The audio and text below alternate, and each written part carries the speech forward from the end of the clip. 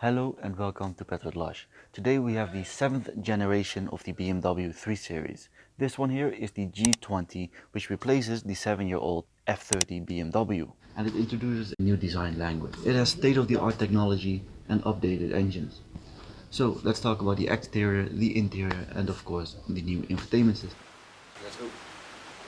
So let's start off with this beautiful font. Although the 3 Series remains familiar, it does look a lot different, as you can see, and that's because BMW pretty much created a modern interpretation of the BMW 3 Series design language. As you can see, these headlights look completely new. The bumpers are also a lot more aggressive with very large air intakes, and the grille is bigger and different as well. On the top you can actually see that it's closed up, only allowing airflow from the lower part of the grille. Styling wise, the front is actually a lot sportier. As you can see, the grille is a lot wider and it features a thicker chrome surrounding around it. Also, these headlights are very striking, not only because they are so wide and big of course, but also because it features a little gap here in the middle. Full LED technology comes as a standard, but you can opt for 2 upgrades at an extra cost.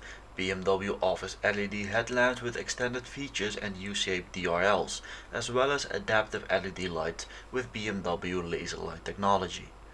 The latter includes the hexagonal DRLs with blue L-shaped elements like you can see right here. When we take a look down below, we can see that the new 3 Series is just as aggressive as the outgoing M3. And that's because the center intake is much larger, while the side vents are sculpted into more muscular looking body panels.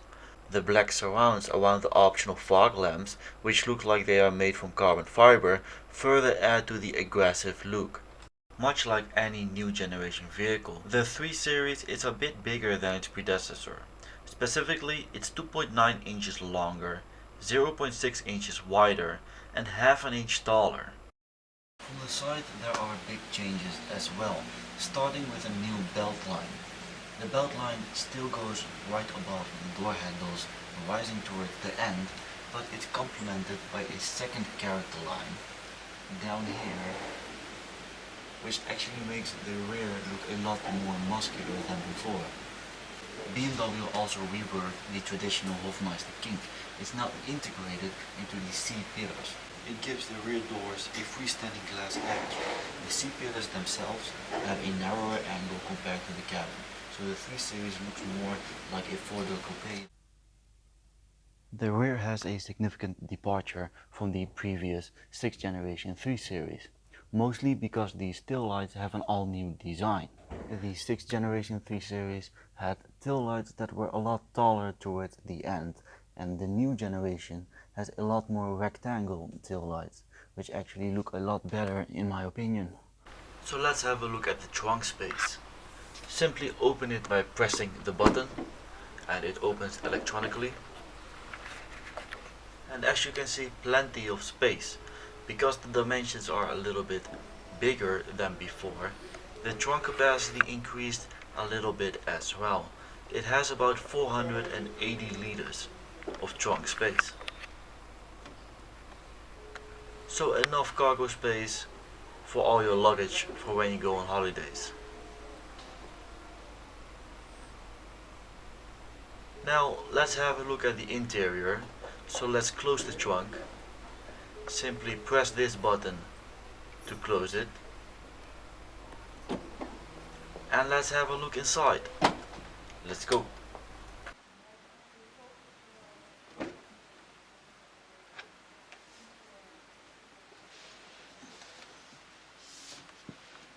So, finally inside the new 7th generation 3 Series.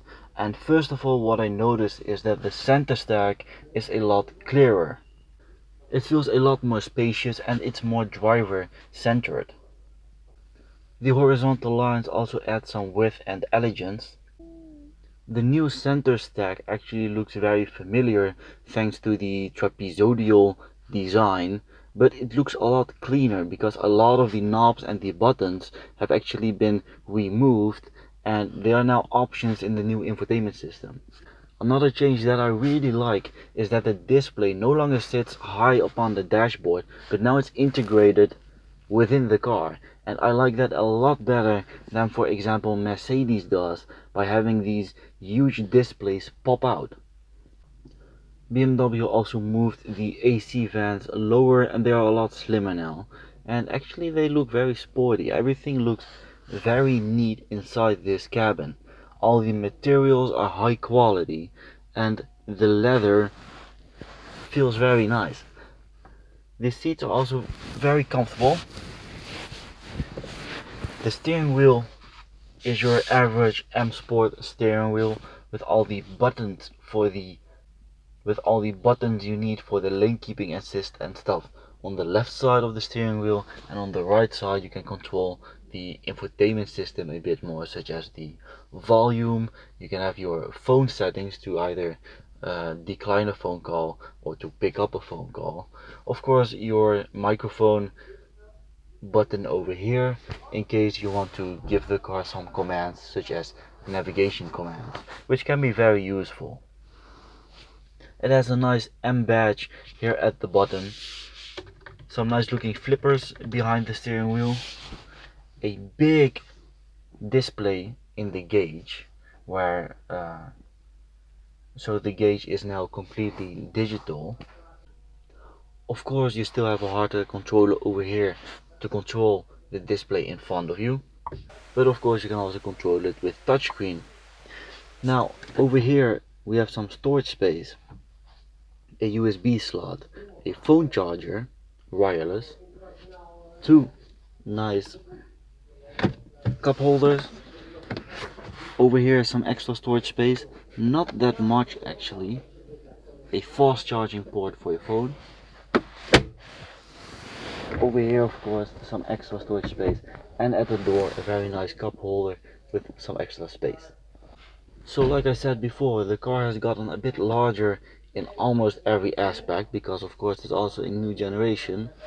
So let's see if we have enough space in the back, and let's see what the quality is. So let's go. But first let's have one final look at the interior quality. Only the buttons you really need are put over here. Your start and stop engine button, shifting between modes, a few shortcuts for the infotainment system. Overall very nice quality, and these air vents are a lot slimmer than before. Also looking very sporty right underneath the display.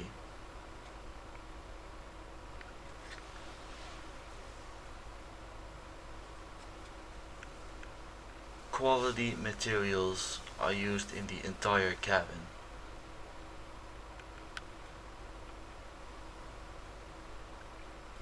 Harman Kardon surround sound system.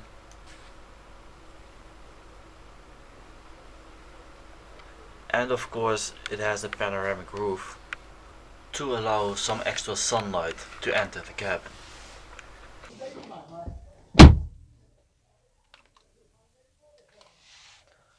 Well, it's a little bit of a tight fit, I have to admit, but it's a fit nonetheless. Of course my seat is a little bit far to the back. As you can see, I could have better sat in this seat over there.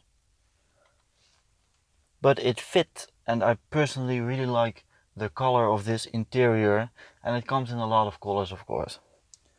In the back also the Harman Kardon surround sound system, pretty much the same quality as in the front.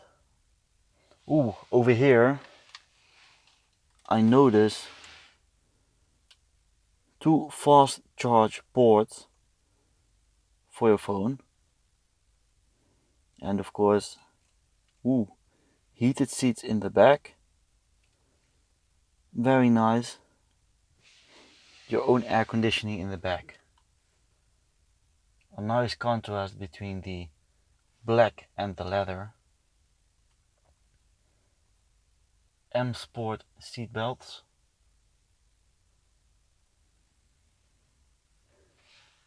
everything looks gorgeous. So that was the video for today. In my opinion, the 3 Series improved a lot. I can't really say anything bad about the changes that they made. They improved on almost everything, and I think they are at the head right now with their competition, the C-Class and the A4. So yeah, that was the video for today. I hope you guys enjoyed it.